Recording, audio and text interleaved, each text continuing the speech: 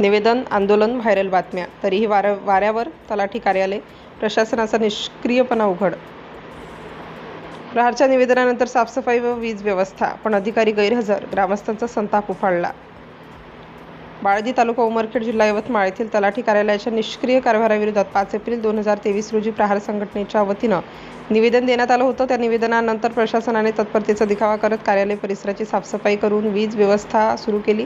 मात्र हा केवळ वरवरचा देखावा ठरल्याचे वास्तव आता समोर येत आहे. 2 वर्षांचा कालावधी उलटूनही तलाठी कार्यालय नियमित सुरू झालेले नाही. संबंधित अधिकारी कार्यालयात हजर राहत नसल्याने नागरिकांना अत्यंत त्रास सहन करावा लागत आहे. ग्रामस्थांना शासकीय कामांसाठी इतरत्र भटकंती करावी लागत असून प्रशासनाच्या या निष्क्रियतेविरोधात संतापाची लाट उसळली आहे.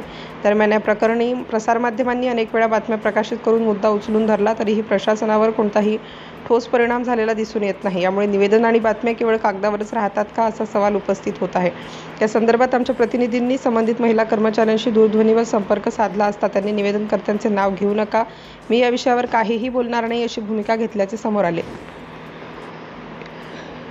एक जबाबदार शासकीय अधिकारी म्हणून अशी टाळाटाळ व संवाद टाळण्याची भूमिका योग्य आहे का, असा प्रश्न आता सर्वसामान्य नागरिकांकडून विचारला जात आहे. नागरिकांचे म्हणणे आहे की अधिकारी पदावर असणाऱ्यांनी जबाबदारीने वागणे बंधनकारक आहे.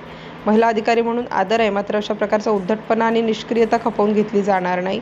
प्रशासनावर कायदेशीर दबाव, ग्रामस्थांनी इशारा दिलाय. जर लवकरात लवकर तलाठी कार्यालय नियमित सुरू झाले नाही तर पुन्हा आंदोलन छेडले जाईल व संबंधित अधिकाऱ्यांविरोधात उच्चस्तरीय तक्रारी दाखल केल्या जातील. निष्कर्ष: साफसफाई आणि वीज पुरवठा करून प्रशासनाने कर्तव्यपूर्तीचा आव आणला, मात्र प्रत्यक्ष कामकाज बंदच आहे. आता प्रशासन जागे होणार का, असा थेट सवाल नागरिकांकडून विचारला जात आहे.